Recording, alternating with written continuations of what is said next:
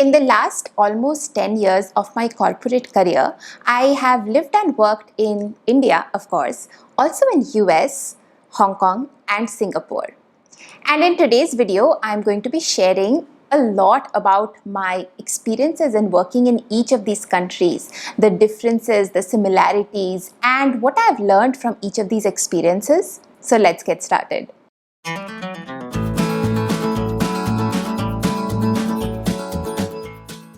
Hi everyone, welcome to Insider Gyaan. My name is Soumi. I am an IIT Delhi and ISB Hyderabad grad, and on this channel I share my experiences, my learnings, and I get my friends to share their experiences as well, so that you guys can probably take away something from it and learn from our experiences as well as mistakes. So if that's something that interests you, please consider subscribing to the channel. Now, before I start with the actual content of this video, I wanted to let you guys know that if you are an MBA aspirant, then you need to check the description box right now, because I'm doing an absolutely free session on Graphy next weekend. All the details are going to be there in the description box. The session is going to be about how to evaluate your profile to understand if it is suitable for a top business school or not. And if not, what are some of the gaps and how you can mitigate them. So it's basically going to be a profile assessment class, and I promise you are going to be taking away a lot of key things. It's going to be interactive as well, and it is free. So please check out the description box and join me. Okay, now starting with today's video. Let's begin with my work experience in India first. So after graduating from IIT Delhi, I had joined this bulge bracket investment bank in an equity analyst role. It was more of a KPO kind of an environment where all of us were supporting a front-end analyst and a team sitting in, say, US or UK or Hong Kong, Singapore, those kind of places. So it was a typical middle office kind of a role. We were a bunch of IITians and CAs working together to support our front-end teams, and we had just one manager. पूरे floor पे हमारा एक ही manager था. All of us were reporting to him. There was no super competition because we were not really in one team supporting our analysts. I mean, some of us were, but mostly we were in alag-alag teams. So it was a very performance-driven environment, no bureaucracy, nothing, and all of us knew that there were sort of two end games for us in that role: either to go ahead and do an MBA after say 2 or 3 years, or to move to the front office team that we were supporting. And occasionally, of course, we would also travel to our front office teams and meet our lead. I was actually supporting a US team, so I used to occasionally travel to US to meet my lead analyst and understand what it is like to work in that kind of a situation, what it is like to work with the clients directly. Then I did my MBA, and after MBA I joined this company where I was sort of based in India, but most of my clients were in US. So how it would work was every 2 or 3 months I would be visiting US and live there for 6 months, 7 months, however long the project might be. Work with the client directly, so it was a very front office role that way. Come back sometimes back to India for a week, 2 weeks, say for instance, and then again go back on a new project. So most of my time I spent in the East Coast side of US, which is places like Baltimore, New York, New Jersey, Washington DC, etc. Now, of course, we were working in project teams, so we used to be staying in hotels, and in the mornings we used to go to the client side, work out of the client side with the client. A lot of times we used to be sitting in the same room, so we would together have a lot of brainstorming sessions, a lot of long hours working together, a lot of meals shared together as well. So fun environment, but there were a few things which were very new to me as I was working with other people who were based in the US mostly. Number one is I realized that people over there are so self-assured, they are so confident and independent. Even at the junior most level, they were very, very upfront and vocal about their point of views. Now, when we were working in India, I mean, of course, ours was a little bit different. I have always seen junior team members not speak up much, just end up following orders of their managers or bosses. But in US, it was an entirely different thing altogether. People were vocal, people were assertive, were confident, they were upfront. If they had too much on their plate, they were upfront about saying no, even to their superiors. And if they did not know something, which is very natural, right? They were vocal about it, that they don't know something, they want the materials to learn about it. Honestly, when I started working in US, I did not have that confidence. But looking at all the people around me, I'm a fast learner, so just working with these guys, I gained a lot of confidence to speak up, for instance, to say no to things, to share my point of view on almost everything. The second thing I learned while working in US, and this I can more figure out in hindsight, is that US is a typical mature market. Like 10 similar kind of projects would have been done in the past before they come to you. So a lot of times things were very set, like you did not have to figure things out. All you had to do was figure out that one or two people who had delivered a similar kind of a project in the past, then you could just ask them, talk to them, knowledge share, and take their client deliverables, understand from them how they tackled some of these problems, and almost sort of replicate for you. Of course, each client is a little different. Overall approach, frameworks that were used, they were very, very similar across a lot of similar kind of projects. And I say this specifically because in this part of the world, right, in Asia, that is not the case. Asia is following US in a lot of things. It's still a developing economy. We are still figuring it out. Anyway, the third thing that I learned by working in US from the West is that the boundaries between a personal life and a work life is much more stronger and stricter than this part of the world.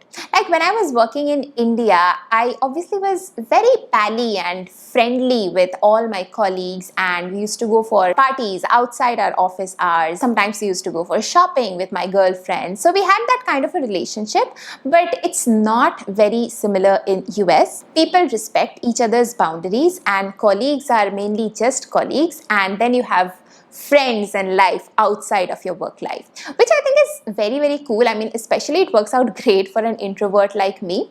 Plus, your work-life balance becomes a lot better, because if someone is disturbing you, for example, on your weekends or outside your work hours, they're apologetic. But in India, when we are all so friendly and pally, those boundaries kind of tend to dissolve, I feel. I mean, just to give you an example, lunch was never going to the cafeteria and sitting around a table, a bunch of 5 people, and having lunch. It was always about walking to a nearby cafeteria, grabbing lunch, bringing it back to your desk, and sitting at your desk, working and having. Okay, now moving on from US, the next place I worked in was in Hong Kong. Now, Hong Kong was a different beast altogether.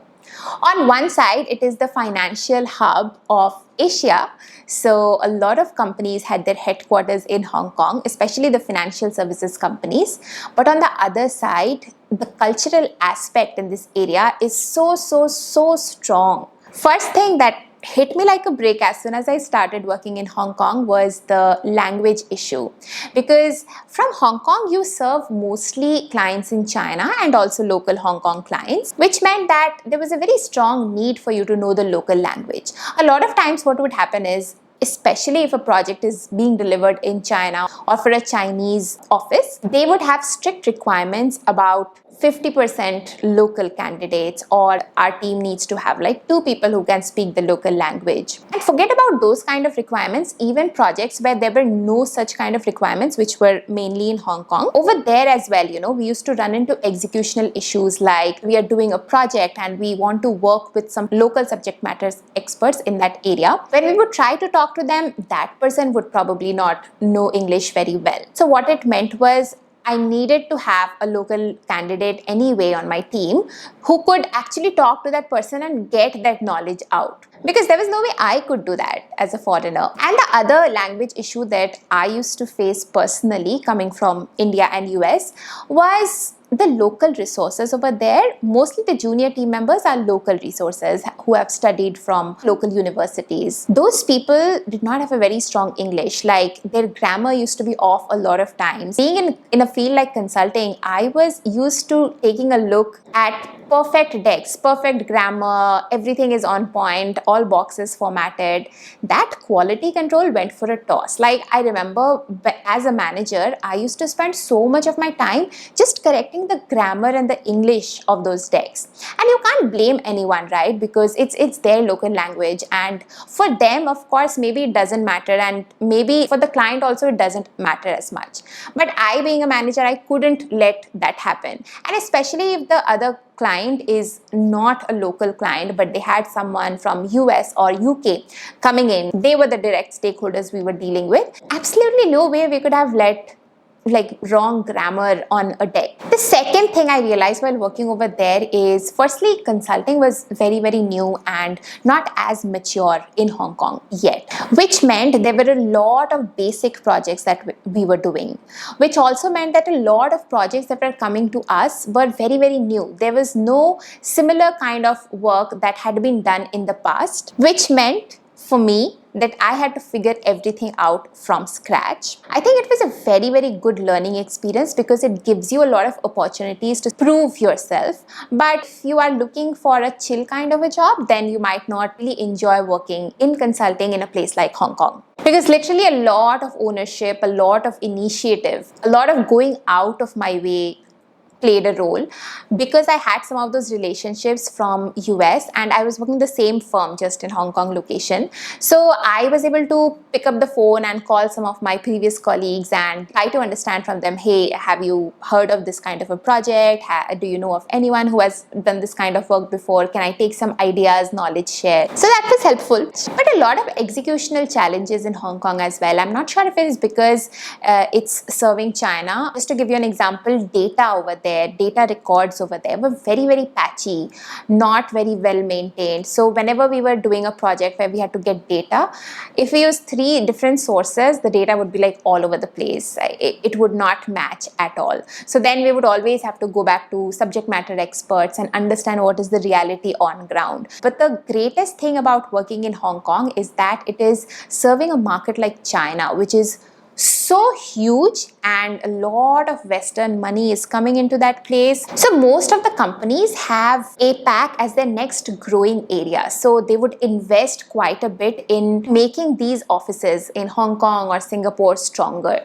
So what that meant was, in Hong Kong specifically, a lot of companies would deploy their US leadership or UK leadership on ground on secondment, which meant that these guys would come there in Hong Kong, live for 1 or 2 years to help build the practice, to help hire good talent, to bring in all their knowledge from US or like the Western mature markets to the area as well. Very high visibility area to work in. I mean, I thoroughly enjoyed my time in Hong Kong. A lot of opportunities to step up, and it was like an environment which I had never faced before. Okay, with that, now moving to Singapore. Now, it's not been a very long time I've been in Singapore, and I'm still learning because as soon as I moved here, lockdown happened. So I haven't met a lot of my colleagues personally. But anyway, what I've understood so far is Singapore, of course, is the headquarters of Southeast Asia. Most of the companies would have their Southeast Asian headquarters here. From Singapore, we serve a lot of the other markets like Indonesia, Philippines, Malaysia, of course, Vietnam, Cambodia. So the first drastic difference that I found between Hong Kong and Singapore is language is not at all an issue over here. Now, because from Singapore you are serving so many different countries, and each of these countries have their own languages. English sort of becomes like the common language to serve everyone, just very similar to India, right? In India we have so many languages, so we end up using English quite a lot. The second thing is, especially for Indians, this is a very good place to work because firstly there are so many Indians working already over here, which means that if you want to find a new job in this area, it's easier for you to find probably your contact or a person in your network who is working here already to get a job referral. A lot of Indians stay here, so the living situation over here for Indians is also much easier. And in all these offices, senior leadership a lot of times is Indian. Not only senior leadership, like mid-management people like me. I am at a mid-management level. A lot of people in the mid-management level are also Indian. And the other thing which is so interesting about Singapore and Southeast Asia in general is how multicultural it is. Think about it. Firstly, there's Singapore, which is like almost mature market. And on the same side, there are all these countries like Indonesia, Philippines, Vietnam, Cambodia. They have their own cultural aspects and they're also at their different levels of maturity. These are all emerging markets. The different kind of things that you can work in over here are so diverse that in the last 2 years, not even for a second, I have been bored. I worked on Singapore projects. Right now, I'm working on a Philippines-based project. I worked on a few proposals for Indonesia. Every country has their own challenges. For example, I was working for a proposal for Vietnam and I realized that it is so backward even compared to India. I mean, banking systems have not reached out to the entire country. Like 90% of the people don't even have access to bank accounts. Then on the other side, there are countries like Singapore and Malaysia which are so advanced. So compared to Hong Kong, it's a lot more multicultural, I would say, and it keeps the pace going. One thing I would definitely say that I've observed about APAC, Asia in general, be it Singapore or Hong Kong or India, people over here are very hardworking. They believe in working long hours, just like we see in India. Asians are also very hardworking, very focused, and also the hierarchy over here is very prominent. So a lot of times junior team members won't speak up. Like what I was mentioning for US, that people are very assertive from the junior most level itself. That's not the situation over here. Everyone maintains hierarchy, everyone respects their bosses. So it's very interesting to see all these kind of different multicultural experiences when you work in different countries. Yeah, I mean, that was the summary of all that I've learned in the last few years working across different places. I just wanted to make this video for my own sake as well. It's a good way to document all the learnings, and if any of you are thinking of moving to any of these countries, then you can probably get some perspective. So hope you guys liked this video. If you did, definitely give it a like and subscribe to the channel because it's absolutely free for you. I'm going to see you in the next video. Till then, bye.